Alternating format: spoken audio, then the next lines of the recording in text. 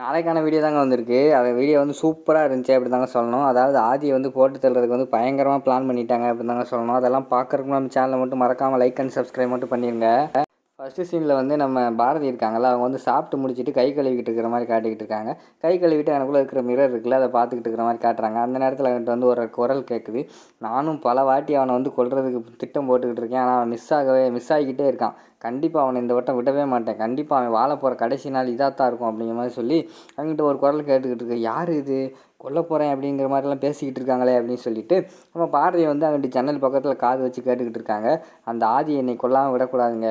கண்டிப்பாக அவன் கல்யாண நாளுக்கு ஒரு கேக் வாங்கி வச்சுருக்காங்க. அந்த கேக்கில் போய் எப்படியாவது விஷத்தை கலந்து இன்றைக்கி அவனை கொன்றணும். நானும் பல தடவை அவனுக்கு முயற்சி செஞ்சேன். ஆனால் அவன் தப்பிச்சுக்கிட்டே இருந்தான். இந்த டைம் என்கிட்ட மிஸ்ஸே ஆக மாட்டான் அப்படிங்கிற மாதிரி குரல் கேட்குது.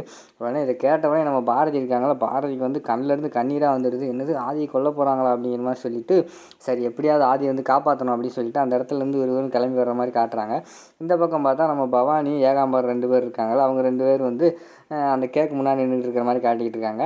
நம்ம பவானி கையில் வந்து விஷமும் சிரஞ்சும் இருக்குது. அதை வச்சுக்கிட்டு ஏகாம்பரம் வந்து சொல்கிறாங்க, என்ன பவானி திடீர்னு இது களத்தில் இறங்கிட்ட, ஸ்வேதா தானே சொல்லிக்கிட்டு இருந்தா நான் வந்து விஷம் கலக்க போகிறேன் அப்படிங்கிற மாதிரி சொல்லிட்டு அப்படிங்கிற மாதிரி வந்து நம்ம ஏகாம்பரம் சொல்கிறாங்க. ஆமாங்க அவள் சும்மா சொன்னான், ஆனால் நம்ம அதை செஞ்சு காட்டுவோம், பழியை தூக்கி ஸ்வேதா மேலே போடுவோம் அப்படிங்கிற மாதிரி சொல்லிட்டு நம்ம பவானி சொல்லிக்கிட்டு இருக்கிற மாதிரி காட்டிக்கிட்டு இருக்காங்க. சூப்பரான பிளான் நான் போட்டிருக்கேன் அப்படிங்கிற மாதிரி வந்து ஏகாம்பரம் சொல்கிறாங்க.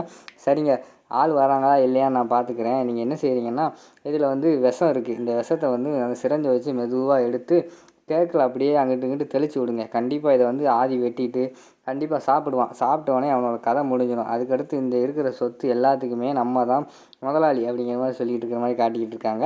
உடனே இங்கே நம்ம பவானி வந்து அங்கிட்டு யார் வராங்களான்னு பார்த்துக்கிட்டு இருக்காங்க. அங்கே கேக் இருக்குது, இல்லை மேரேஜ் கேக் இருக்கும்ல, ஆதி பாரதின்னு அதில் எழுதியிருக்கிற மாதிரி காட்டுறாங்க. அதில் வந்து இவர் இருக்கார்ல ஏகாம்பரம் வந்து சிரஞ்சு மூலமாக அந்த விஷத்தை எடுத்து அப்படியே எல்லா இடத்துலையும் தெளித்து விட்டுருக்கிற மாதிரி காட்டிக்கிட்டு இருக்காங்க. அதோட பார்த்திங்கன்னா அந்த ப்ரோமோ வந்து முடிச்சிடுறாங்க.